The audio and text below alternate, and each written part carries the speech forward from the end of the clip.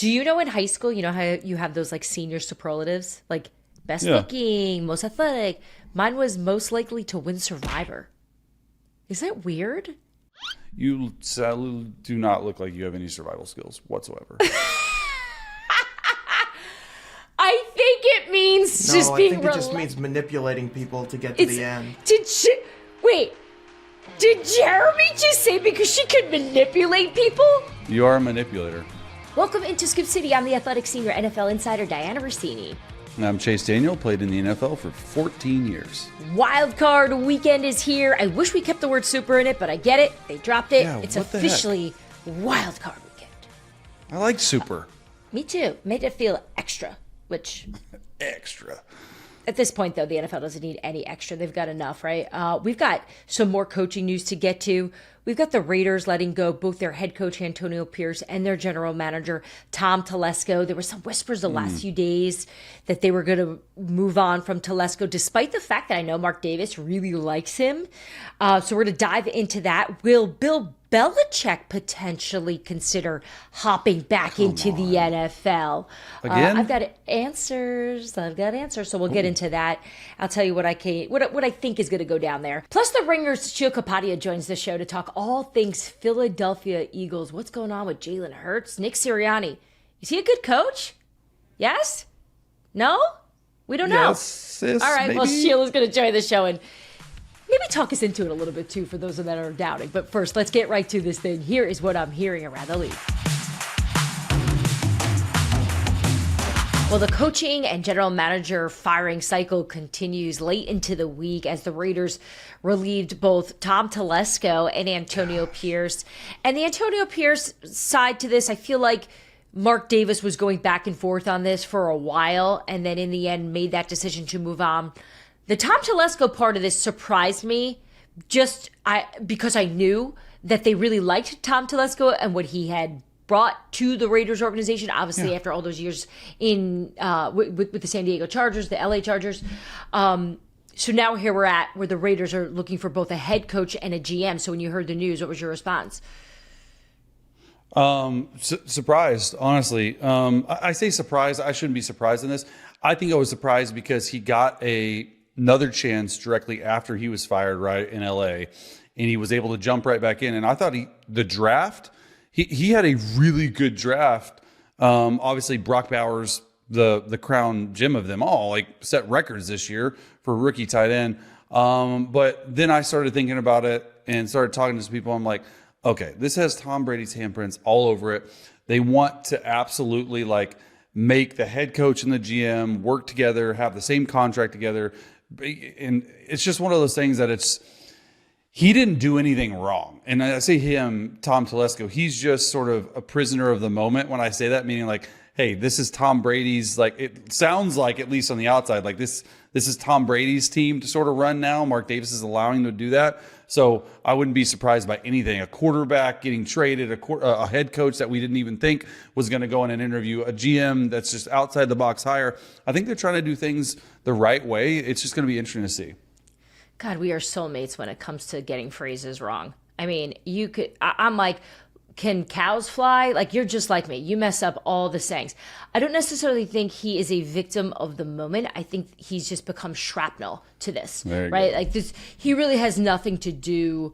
This has nothing to do with the general managing of Tom Telesco. This has everything to do with what Tom Brady wants to bring to Las Vegas, which is very much the Tom Brady way, which has extensions to New England, right? So in his mind, from what I can gather, is Brady really wants essentially what you painted there, which was a head coach and a GM in tandem that know each other, that are familiar, that speak that same language and can do it together, all right? So now, that being said, let's look at the landscape. Who comes to mind? Somebody that we know wants to have a lot of power in the decision-making is Ben Johnson, who has agreed to interview with the Raiders, something I can tell you was not going to happen if Tom Brady was not involved with this organization. Tom Brady is So you think Brady reason reached out? Okay, I like it. I think that there was a conversation with somebody where Ben Johnson was sold on the Raiders, right? Because Ben Johnson wants a quarterback. When this whole process started, it was explained to me that he was going to be very particular and he needed to have a quarterback. Okay, so what did that tell you? That was going to be the Chicago Bears. And if the Patriots job opened, boom, it opened. First 2 interviews he accepts, the Chicago Bears, the New England Patriots. Well, then the Jags open up and they reach out. And he was back and forth on it from what I was told. And then he said, all right, I'll do it. Why? Because he was told in Jacksonville that there is a possibility of having some say there. Okay? Trent Baalke is currently the general manager. And if you listen to the press conference of ownership, I saw that. First of all, I really like Shad Khan. And that moment is actually why I like him. He's on a press conference with the general manager that he retained. That was awkward. And was asked if he would fire him. And he basically said yes, if that was what needed to be done in order to get the right people in this building. So, look, I think ownership in Jacksonville wants to get this right, and they're going to listen. And they're going to listen intently to what guys like Ben Johnson wants. Now, look, they also have a long list of other candidates there. But let's circle this back to Las Vegas, okay? You want to go back there for a little? Yeah. I had some questions, but go ahead.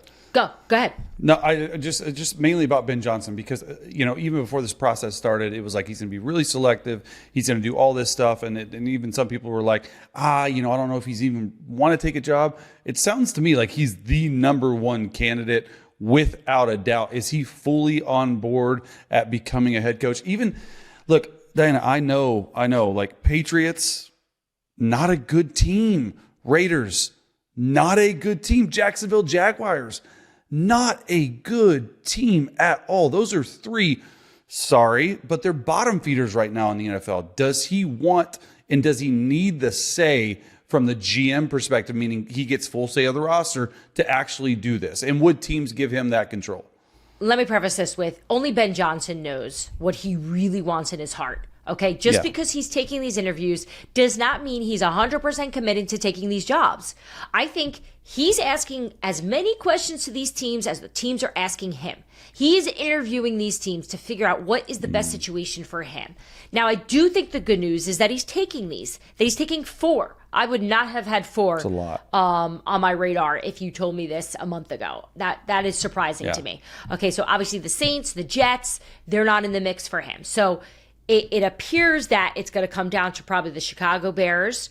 Let's just say New England probably goes into the direction with Mike Vrabel. It just makes sense. It all lines up. Unless Johnson over Zoom blows them away. I think that's something else that's a factor in this. Everyone who's listening to this right now knows being in person is a million times better than being over Zoom, being over FaceTime. It's a completely different experience from understanding the personality, the energy, the vibe, all of it, right? Like you and I are a good example. When we're together, the show is always a little stronger than it is over Zoom. But it's just how it is. I think I prefer you over Zoom, to be honest with you. You're a lot. I am very touchy. It's Italian to me. I'm like, I hate you. You have like bruises on your shoulder from me punching you from telling my stupid jokes. But look, I think the fact that New England had Mike Vrabel in town with them to talk versus a virtual interview with Ben Johnson, I'm immediately giving Vrabel that advantage. Now, for Chicago went the first round of all interviews virtually. Why? Because they want to give everyone even foot. Okay, so the way it was explained to me, they met with each of their candidates over Zoom, and every candidate, basically, they all got the same questions. And through that process, they're deciding on who's good enough to come back for an in-person interview. Okay? Now, if you're Ryan Poles and you are targeting a Mike Vrabel who you can legally speak to, why are you not on a plane? Why are you not getting him on a plane? Yeah, I don't get that. And I didn't when you put out that tweet, because I literally just have like notifications because you're on that insider game. I didn't get why they zoomed when there's a ton of people out there that they could meet in person, especially Mike Vrabel, in my opinion, is one of the better options. Like, aren't you losing steam? Get them in person. Even if, let's just say you think your chances of getting Pete or Mike are very slim. like in your mind, or you're back channeling, or agents are telling you like, nah, Pete's going to Vegas, Mike's going to New England, whatever you think, right? Why not meet them, speak to them, learn from them, pick the brains of two exceptional coaches to find out what they know or think about your team, right? Pete, what do you think we got to do? What problems do you think we have? How can we get better? Mike Vrabel, you coach teams with bad rosters. This would be the best roster you ever had. Where do you think we got to get better? How do we get more out of this, that, right? So these Teams are the types. recon. Use it. And that's why you see a lot of these coaches taking interviews. Recon. It's all about the game and finding out as much information as you possibly can. Okay, I will get off my crazy pedestal because the number of candidates that these teams are taking on, to me, seems ridiculous. And I'm not, first of all, my opinion is it's ridiculous. And now I'm going to share with you the opinions of people I talk to around the league. It's ridiculous, okay? Nobody is talking about the fact that the Jets and the Bears and the rest of them are doing this the right way by interviewing 15, 20 people. Like, first of all, you're going to confuse all the candidates. How are you separating them? You're also going through the exhausting process of doing this, right? Rick Spielman and Mike Tannenbaum and Jaime Alhai and the people involved with the Jets specifically that are Woody Johnson, Christopher Johnson. As someone watching all this, like when you see another tweet from me that the Jets are now interviewing or meeting with blah blah blah X person, Bobby Smith. I mean, at this point, it's like the Jets are interviewing Adam Sandler. Like, what has been your response to seeing all these? I'm torn because I liken this to like when we've bought a lot of houses in our days because usually like we've been in a lot of cities, we buy, we don't rent. Like when I was playing, and so. Every time this we go into is the non-relatable item of the podcast, but continue. Well, I'm just saying, like, we've lived in 7 different cities, and we instead of renting, we end up buying because we feel like we buy in good locations, we can make our money back, it's investment, yada, yada, yada, all that stuff. So when we buy these houses and we're on a process of looking at each house, there's a ton of research that I do. I was always the research guy. I go on Realtor.com or Zillow or one of those platforms and look, and I usually pick out the one I love the most out of all the options, and I meet and look at that house first. And my father-in-law is a real estate developer. He's like, I can't tell you how many people usually end up with the first house they look at and buy it. It's like an astronomical number. It's like the first house you look at, there's a reason why you look at it first. You like it the most, and you go look at 5 others, and you just circle back to one. So I like, why am I looking at 15 guys? You have a list of 3 people that you probably really like and probably really want to vibe with. So just pick those 3 people, interview them, and I get it. Because on the other flip side, some of these guys like a Kafka, he's got some head coach interviews. It sort of puts his name back in the cycle. And so it's really good experience for those candidates to say, hey, I interviewed for a head coaching job. Like, people really think of me regardless if it's true or not. Like, it's really good pub for those people and those guys that are up and coming candidates to actually get their feet wet, to actually interview. I see that side as well. I do. And I do like that comparison to real estate. It made me think of when I went wedding dress shopping. Everyone said to me, whatever my wife you picked do, the first one. Whatever you do not go try on some crazy expensive dress out of the gate. Yeah. Because nothing is going to compare to it. Like, go to the dress price range that you want first and start there. And just like the way you shop for houses, I bought the first wedding dress that I tried on. See, same because with my I knew wife. I loved it. And yes. Nothing compared. So That's actually, what I'm saying. if you take my comparison to it, then the Jets and the teams that don't have quarterbacks should have never interviewed those coaches that would never coach there, right? Like Exactly. Mike Vrabel and Ben Johnson that won quarterbacks, What are we they shouldn't doing? even talk to them because they're going to be disappointed the whole time. They're always going to be the one that got away. Come on. All right, so the Titans, they let go of Rand Carthon, the general manager, after 2 seasons. They kept head coach Brian Callahan, and it's so interesting because we just talked about this last show about how this rarely happens where a team keeps the coach and not the general manager, and then the Titans go and do it. They literally did it right after you said it, after that podcast aired. It's sort of crazy because I can't tell you the last time I saw that. I mean, it's like, it's weird to me. Well, because the reality is Chad Brinker, who is head of football operations for them, is essentially the general manager. Okay, so he's the one that's helping in the process of picking out who this new GM will be. Yeah, so that's okay. That's crazy to me because I was going to ask. I didn't know his name, Chad Brinker. So they already, in fact, have a GM who's going to handle GM duties. Yet they're going to hire an actual general manager that's not going to have any say in the roster. How does that work with like Rooney Rule, with executive, like all that stuff within the NFL? Because that was weird to me. So I think what happened in Tennessee was they hired Rand Carthon. I think they realized that they wanted to give him a little bit more support.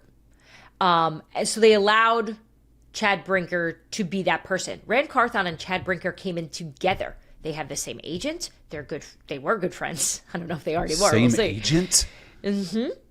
And together they came in. And when the Tennessee Titans have had conversations with other teams in regards to players and trades, and obviously everyone around the league is talking, everyone always said to me, they do business with Chad. And I used to always say, well, what about Rand? What about Rand? He's the general manager. And I do think Rand had a strong presence there, and I think he had a say. But it sounds like Chad Brinker was really the one doing the GMing, if that's a verb. Like he was the one doing a lot of that work. GMing. That's the word, right? Yeah. He's doing the GM stuff. Something obviously happened between Rand Carthon and Tennessee Titans owner Amy Adams Strunk, okay? Because 1 year ago, today, exactly today, she fired Mike Vrabel for Rand Carthon, essentially, right? We've talked about this on the show before. Vrabel didn't think Carthon was ready, just wanted him to be an assistant GM. That?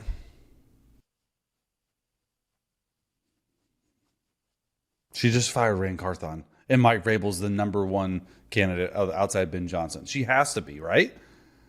Here's what I think she regrets. I think she probably misses some of the things that were already in place when he was the head coach that are no longer there. And that's really hard to sit with, right? Things that you didn't realize in the moment.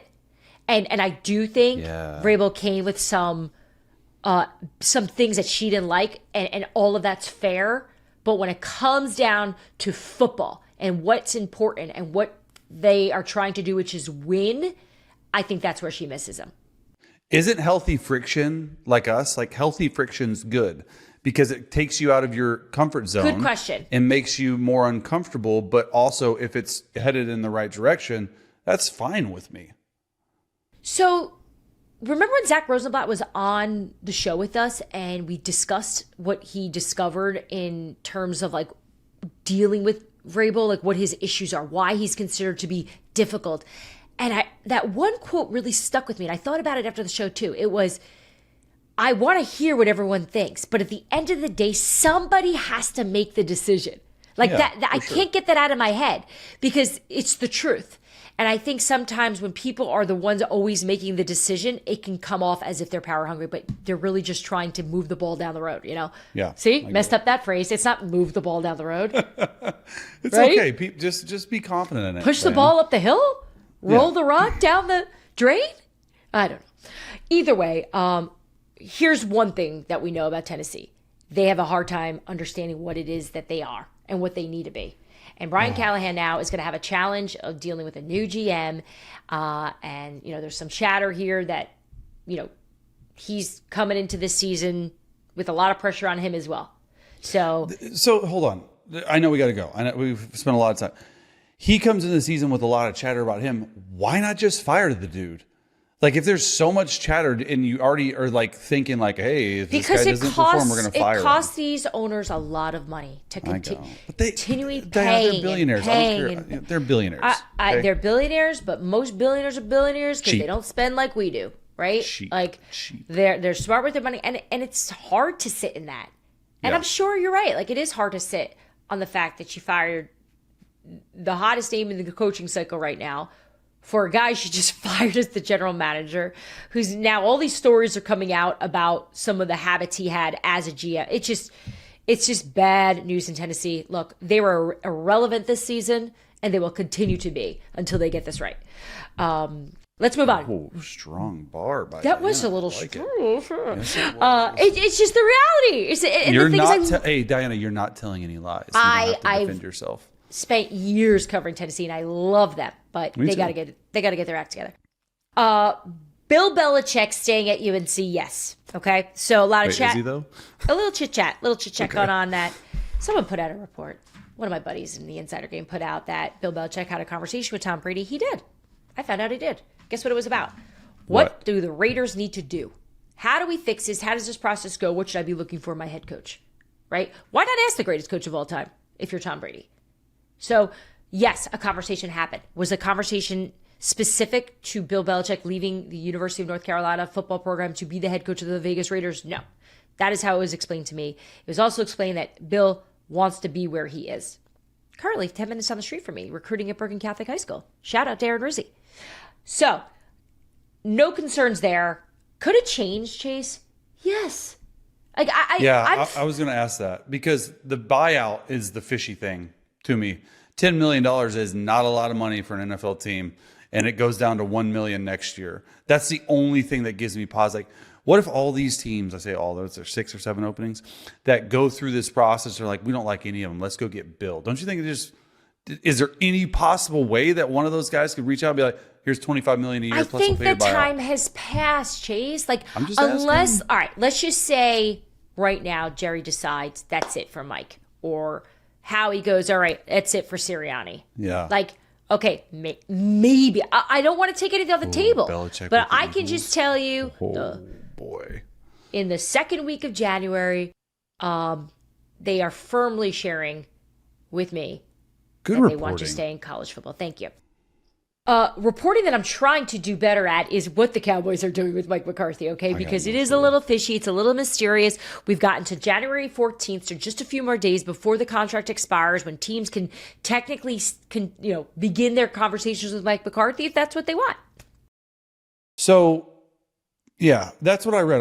You probably know more than I heard that the contract expired Wednesday the 8th, but then they have this exclusive negotiation window with Mike McCarthy till the 14th, but yet Jerry Jones blocks him from interviewing with the Bears, who now, I think that puts leverage back in Mike McCarthy's. What is going on? Because it's been quiet. Jerry's going to push this thing all the way till he doesn't have to anymore. Just the way Because he it gets did leverage with Dak. back in his because Just like all what he did January with 14th. CD. Just what he does with every contract, right? It's the same thing. That work out?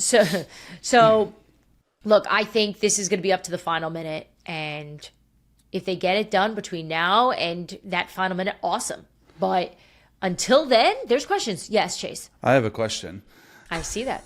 Raise my hand. You actually usually don't look at me during the I podcast. know. You For those usually look at watching on YouTube, you saw Yeah. Chase just raise his hand like he's I have a 4 years question. old. So January 14th is when the window expires. Probably going to take it all the way up to that. But wouldn't you say, like, don't give me the political answer. Wouldn't you say that most of those spots could potentially be like, hey, buddy, we're going to hire you. We just have to wait till the playoff ends, or we just have to wait till this and that. yeah. Don't you think all those spots will be taken up? So it just puts Mike McCarthy in such a bad spot. It really does. Of course, there's back channeling. You know this. You know this league. Yeah, Everyone's come on. chit-chat, talking, come on. gossiping, talking agents, sending doves to each other's house. No, you don't send a dove. You send a pigeon. Turtle dove? Right? No. We have our animals wrong. We've got our phrases wrong. Scoop City. That's what for you get on dum-dums. Scoop City, baby. That's what you get. Join us. If you mess up on sayings, share the ones that you mess up all the time in the comment section. Comment. We will be right back. When we get back, the Eagles, they've got a big one against the Green Bay Packers. Sheil Kapadia knows all things Philly. He joins the show next.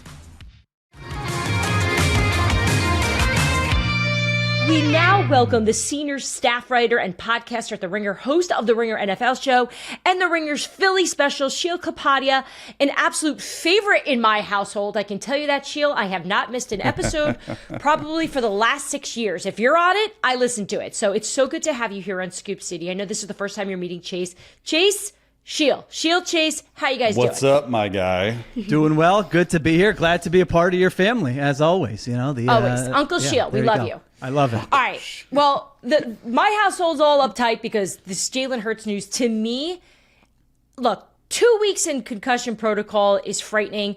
We're headed into the playoff weekend here, and I know things are getting better by the day.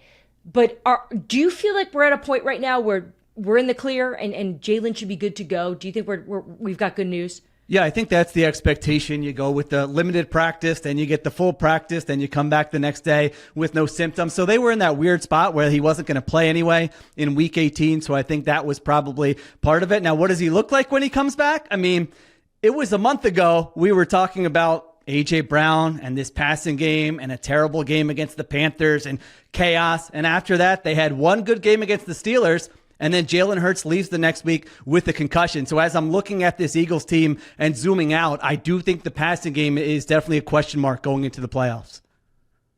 Wow, I knew I liked this guy. I was going to say, as soon as you said that, Chase is going to jump on you. Go, Chase. I know what you want to know. I think that for me, even during the win streak, right, of the Eagles, when Sirianni buzzed his head after bye week, they came back and they'd won so many games in a row and still rolling. What do you think probably when it comes to Jalen Hurts? Like, what do you think he struggled with this year specifically? Because I hate to say it, and Eagles fans hate me on social media, but I just call it like I see it. There has been regression in the pass game. There was regression with A.J. Brown not throwing him the ball. There was regression with Devontae Smith not getting the ball until the one game. Everyone's like, see, he can throw, he can do it. There's going to be 21 days off between the last time he played and this game coming up. What were the weaknesses? Like, what did you see specifically covering up? Yeah, I mean, there are certain things with Jalen Hurts, like areas of the field where he is not comfortable being aggressive throwing the football, the middle of the field. I mean, you look at a team like the Lions and Jared Goff is ripping those in, breaking throws week after week after week. And you just look at Jalen Hurts, regardless of who the offensive coordinator has been, that hasn't been a big part of what they do. Other stuff like under center play action. You know, you see a lot of offenses incorporating that. No one, I don't know if no team does it less than the Eagles, but they're certainly in the bottom five. So I think what happened with the Eagles is the first time the Eagles played the Packers, week 1, he's turning the football over. And that was the story of kind of the first month of the season. That changes. They become a running team. He doesn't turn the football over, but now you see what you might call turn downs on film where that ball could be wide thrown. Open. Guys are open, and he's prioritizing don't make the big mistake because we've got an awesome defense. We've got an awesome run game. So those are some of the things, and it's about finding that balance. You don't want him to turn the football over, but you also don't want him to leave a lot of plays on the field either. So I think that's going to be the balance. Can he strike that over the next week, 2 weeks, 4 weeks, whatever it is, whenever this playoff run ends? You know, I'm not the biggest stat person, but I was looking over at some of it for just where the Eagles fall and rank offensively. And I blindly looked at it thinking it would be really good, right? They're the Philadelphia Eagles. They're one of the best teams in football. Their numbers are not good, right? They're statistically, offensively, with the roster that they have, they are not great. So my question for you is, do you think they're at a point now from what you're observing of them and just knowing them so well, where we're now going to see this team level this off with where the roster's going to start matching some of the stats where it's going to go in their favor?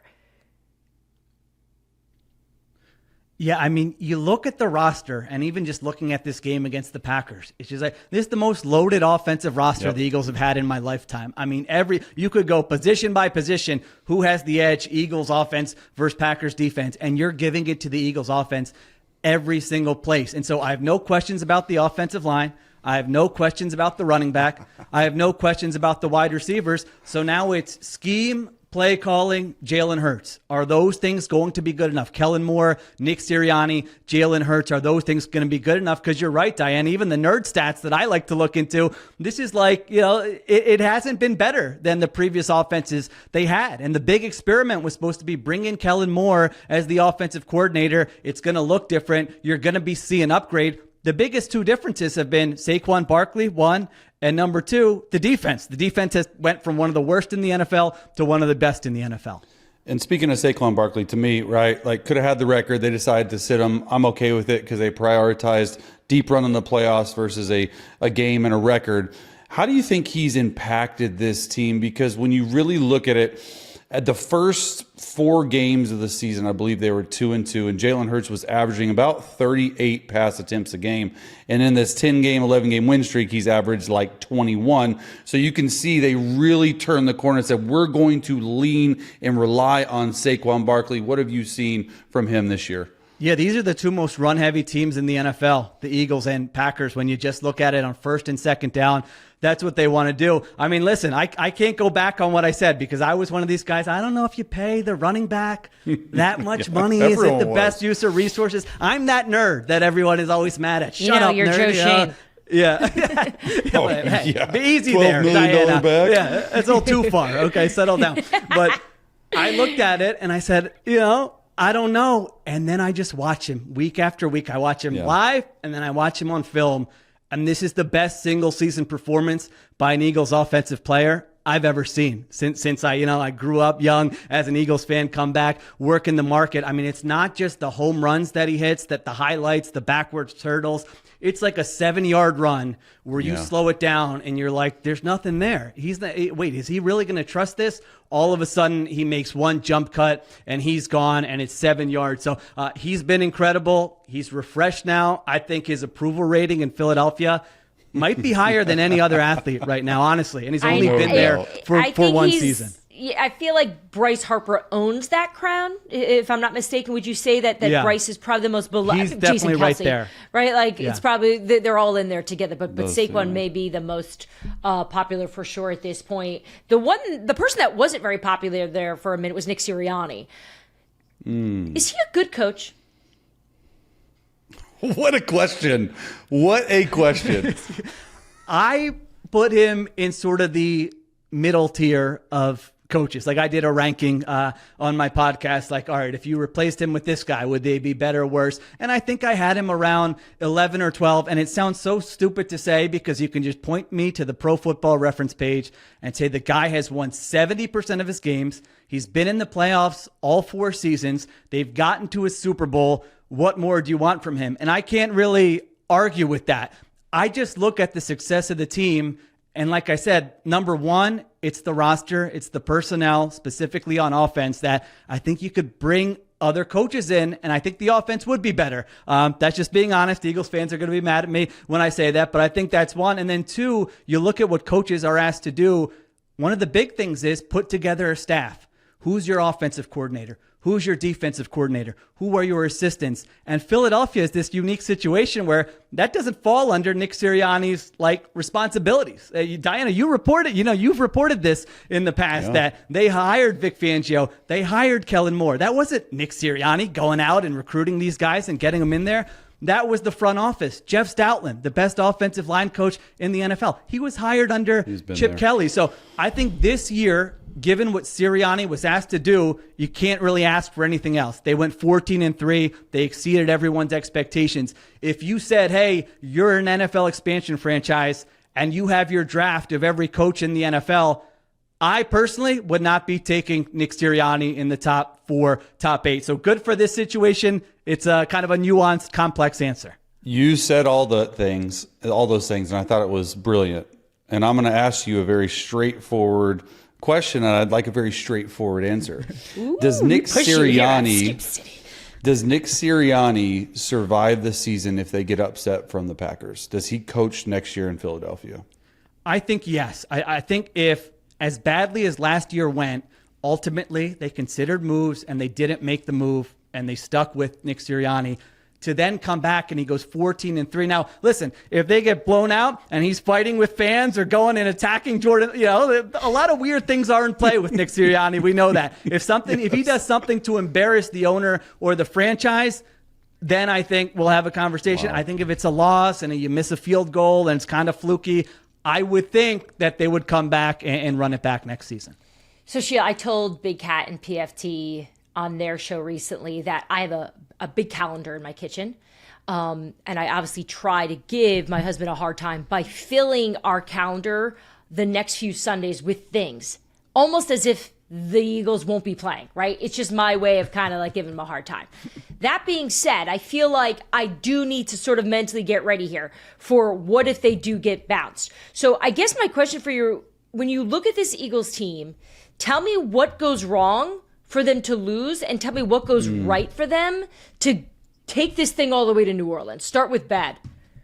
Bad, I think it's what we talked about, honestly. I think if they lose this week, in a future week, we're going to be saying, man, that passing game was hard to watch. Defense, Jalen Hurts was holding on to the football. He's taken sacks on 10% of his dropbacks this year. That's not because of the offensive line. So you're saying, man, they found no consistency in the passing game. It wasn't good enough. They couldn't create explosive plays in the passing game, and that's why they lost. I really think that would be number one on my list by a long shot. If it goes right, you're saying this defense dominated. They've got every starter, by the way, on this team, offense and defense, is healthy going into the first. That doesn't happen in the NFL. Does not happen. So they're healthy. I think Vic Fangio is awesome. I think their secondary is awesome. I think their defense can hold up against a lot of these offenses in the NFC. And then offensive line, run game, and Jalen Hurts could go on a heater. I mean, we talk about stuff before the playoffs, and then when the playoffs are over, we have brand new narratives. So like we could be like, man, he didn't have he was kind of up and down in the regular season, but he went on a month-long heater. They get to the Super Bowl, and now this is the guy we thought we saw in that Super Bowl against the Chiefs a couple years ago. I've been with Vic Fangio for like 3 of my years in my career. Think he's an excellent coach, an excellent defensive mind, pretty simple scheme, but gets his players to play really, really hard for them. What do you think is going to be the key to Vic Fangio's defense? Because they're playing a lot of young guys, specifically against this run-heavy Matt LaFleur offense. Yeah, I think obviously all the motion and stuff that Matt LaFleur uses, that's a big deal. How do you handle that? LaFleur's awesome. He can scheme up explosive plays. That's one. And then 2, can the Eagles win up front consistently? Because Jordan Love doesn't take sacks. I don't care if his elbow's falling off or what. I mean, no quarterback in the NFL, I think, is better at avoiding those sacks than Jordan Love. And if you look at this Eagles defense and you were saying, what's the weakness? Their edge rush, it's like some weeks it shows up, other weeks it doesn't. It's really a defense that's built on the coverage and the secondary. So I think those are some of the key things I'm looking at for this matchup. All right, we hammered you on all things Philly because you're so great on Philly, but you cover the whole league. You watch tons of film. You're on every topic. For these games coming up this weekend, is there an upset you got an eye on? Is there a team that you think that we're going to be talking about on Monday that we're like, oh, they did it? The spreads in the AFC are so big that it's tough for me to look at those and say we're going to get an upset. So I come back to the NFC.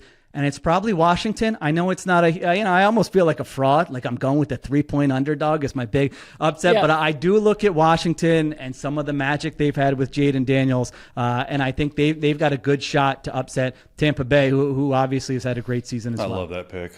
All right, my last one. Since this coaching cycle, the hiring, the firing, all that has been the story of the week, really, as we get set for the playoffs.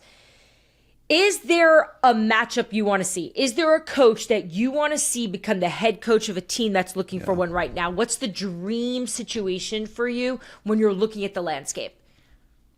So obviously the most popular name, or one of the most popular names, is Ben Johnson. Now, I don't know Ben Johnson as a leader, culture, all the other things that go along with being a head coach. I feel like I don't know that enough about him, but schematically and what he's done offensively, pairing that with Drake May, who I think was probably underrated as a rookie, when you look at the circumstances that he performed under with that offensive line and those pass catchers. Now, I know it's going to be Vrabel. I think it's going to be Vrabel. I think everybody thinks it's going to be Vrabel. But if you just ask me, man, if you could pair Ben Johnson and he can get the other stuff right and bring his offensive brilliance to Drake May, I think that would be a pretty fun pairing. Wow.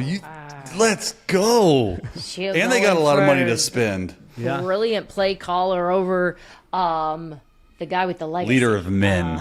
The leader of the Vrabel, Hall of Famer. Sheil, you are a leader of men, no doubt. Thanks so much for hanging out with us here on Scoop City. We're definitely going to have you back on again. We appreciate all your time, and we will see you soon. All right. Thanks for having me, guys. This was fun. Welcome back to Scoop City. If you listen to the show, you know I don't love lists, but somehow, some way, I have come around on these things. Because here we are, 6 months in, and we're wrapping the show up here with a list, because I do like this idea. One of our producers, Jeremy, came up with it, and he said, essentially, this is what we're going to do. We're going to go through each... Oops, let's try again. Hold on. You're hitting something. Oh. On your desk or something, and it is. All right, Jay, so here's what I want you to do. I want you to share the 5 players or coaches, teams, or ownership that have the most riding on these playoffs. Okay, so essentially, the most pressure. This thing is hot. Heat, steaming. Yeah, so you're talking legacy here, in my opinion. Yeah. Playoff legacies on the line. This is in no particular order, and we'll just go one by one. All right, fair. It does 5 to 1, 1 to 5, whatever. You can be the judge of it. I will say the biggest storyline for me is easily Lamar Jackson. Lamar Jackson's currently 2-4 in his career in the playoffs, 2 MVPs, could win a 3rd MVP. How does that affect his legacy if he goes one and done in the playoffs? And I know they're playing the Steelers at home. That game can be tricky. I think that for me, Lamar Jackson, to sort of move the needle even more down the road, and I'm a huge Lamar Jackson fan, I think he has to at least get to the Super Bowl. And I know people are like, well, Josh Allen's in that conference. Well, Patrick Mahomes in that conference. Like, how is he going to beat Pat? He's got to find a way to move the needle and to at least get to a Super Bowl. What do you think? Yeah, I think that's fair, and I think they know it. I think he knows this. Yes. Okay, he's outstanding. He's an MVP. He's all the things that you listed off. But as we know, you're not great until you get that Super Bowl. Until you get that ring, you're not in that category of greatness. And he's close. And this could be the season. Okay, next. Next, Mike Tomlin. Sounds a little crazy, and I'm actually not in, and it's all the rage right now, especially in Pittsburgh. Is Mike Tomlin on the hot seat? Does Mike Tomlin have to wait? It's every year. It's every year. I will say they haven't won a playoff game since 2016. He has a Super Bowl and been to another, okay? And the Super Bowl run was special. The thing that Mike Tomlin, and this is the only complaint I have against him, because I think he is one of the greatest coaches of all time. Quite honestly, never had a losing season. He's only one of 4 coaches to ever do that. The other 3 are in the Hall of Fame. Okay, so I think he's Hall of Fame worthy type coach.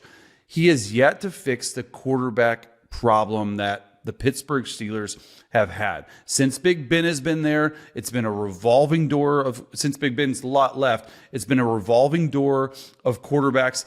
In this day and age, you have to prove that you can get a quarterback, that you can draft a quarterback, and that you can develop a quarterback, because as the quarterback goes, the team goes. And I get it. You're a defensive guy. You're a special teams guy. You're a CEO type coach. That defense was really good at the start of the year, has really struggled the last really 6-7 weeks of the season, really since week 12, I would say, is a turning point. Russell Wilson, if they lose 5 in the row, and if they lose in this first round, boy, that seat's going to be hot just from the outside. I don't think so, but I think it's a huge game for Mike. Yeah, and this just actually almost comes full circle to what we started the show talking about, which is these coaches looking for the right organizations. And quarterback is number 1 for this exact reason. It does not matter how good you are if you don't have the QB. It's tough, and he's done a good job of trying to navigate this, but until he gets it, it's going to be really difficult for them to get back to the Super Bowl. All right, I'm good with these 2. Next. All right, I like it. The next one is, I'm going to say the quarterback, But think of it from a team perspective. Think of it from a head coach perspective. And that quarterback, Sam Darnold. For me, Sam Darnold has completely changed the trajectory of his career, in my opinion. 14-3 this year, great season. I would say great season. He threw for over 4,200 yards, a lot of touchdowns.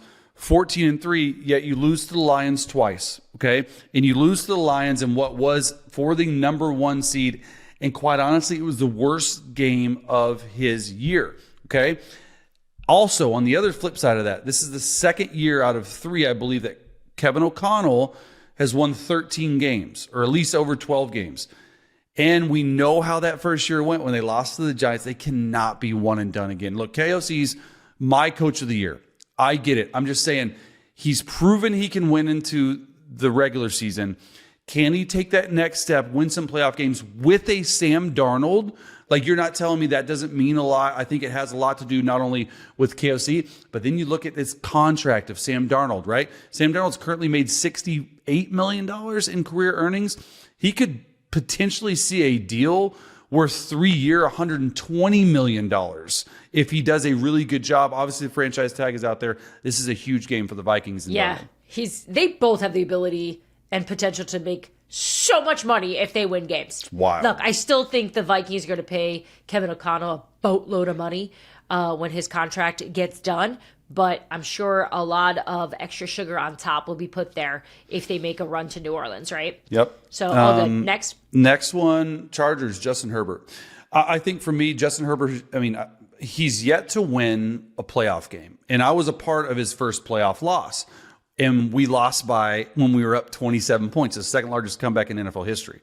Okay, not a good look. However, this year, I love what Herbert's doing. 23 touchdowns, 3 interceptions. And quite honestly, he's done it this year with a lot less. Love what Quentin Johnston is doing. I love Ladd McConkey. He's a rookie. I love Josh Palmer. None of these are bona fide number ones. Now, I think Ladd McConkey can be. But he's done it without a starting running back this year. He's done it when this defense was in a little bit of a slump. I think that he needs to get this playoff win in Houston for guys outside of me and guys outside of the Justin Herbert to really prove he's an elite quarterback. I see your point about the proving, but I lean a little bit more towards giving him some grace because of those things that you painted, because I don't think their roster's that great, because this is the first year under Jim Harbaugh. I still believe, I think stock is up.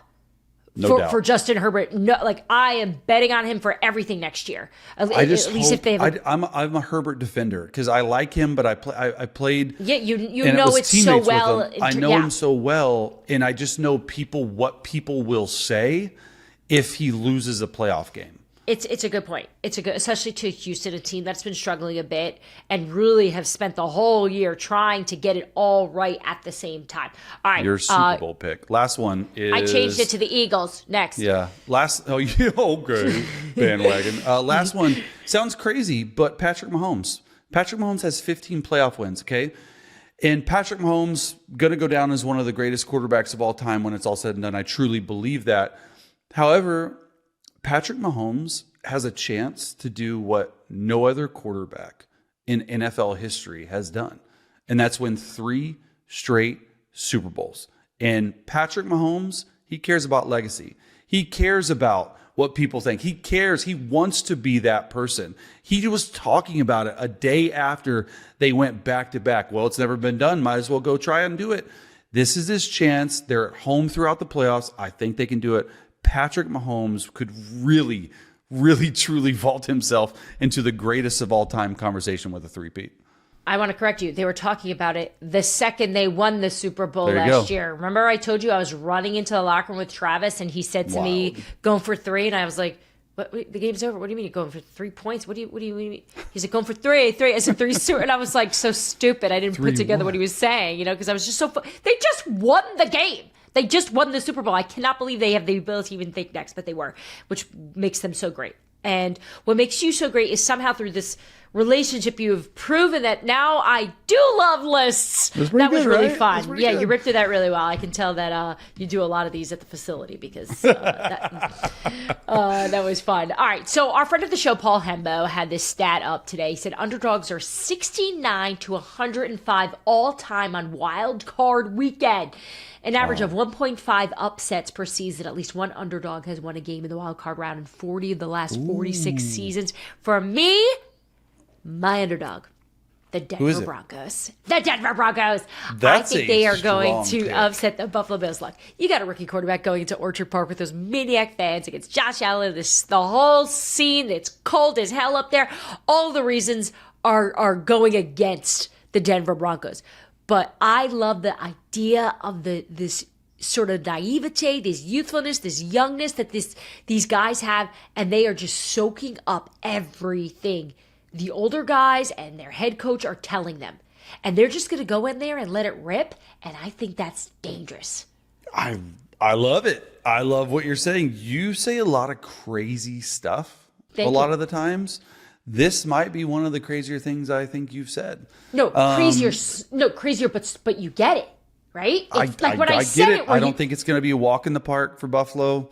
Denver's used to playing in cold weather. It's going to be cold. I mean, Sean Payton's going to have to coach his ass off to get it done. But, I mean, look, it's playoffs. I wouldn't be surprised if anything happens in the playoffs. I cannot wait for this game. They play Sunday, Broncos at Bills, 1 o'clock on CBS. Are there any other of the ones this weekend? Steelers, Ravens, Broncos, Bills, Packers, Eagles, Commanders, Bucks, Vikings, Rams, Chargers, Texans, obviously, are the first one. Is the first game on Saturday. Of those, what's look, the one you're... I'm sort of looking the Monday night game, the Vikings-Rams game for me. How does Sam Darnold bounce back? Does Matthew Stafford continue his hot streak? Who's going to win the coaching battle? Right? It's like teacher versus the student, and Sean McVay and Kevin O'Connell. Like, how's that going to play out? If you remember, the Rams beat the brakes off the Vikings this year. So rematch of that. Looking forward to that one. Yeah, all those reasons make a lot of sense. On top of the fact that we unfortunately have these horrific fires in Los Angeles, and the teams are dealing with all of that. We'll have a decision on what happens with that game coming up soon. I'm sure we will know. So our thoughts, prayers with everyone there. If those that are listening have family, friends, or even affected by all this, sending all our love and support to you. All right, that'll do it, guys. Thank you so much for taking the time to watch us and listen to us here on Scoop City. Don't forget, you can sign up for the Scoop City newsletter. It's for free. We're also busy, and it does such a good job of just giving you everything you need to know what's going on around the league, especially playoff time. Less teams are involved now, so now we'll just give you everything you need to know in the coaching cycle with all the stuff you want to know about the playoffs coming up. So that'll do it for us. Thanks, guys. We'll see you next time. Bye, guys. Tag me next time. Thanks for tuning into Scoop City. If you want to hear more, make sure you like and subscribe. We drop our new episodes every Tuesday and Friday.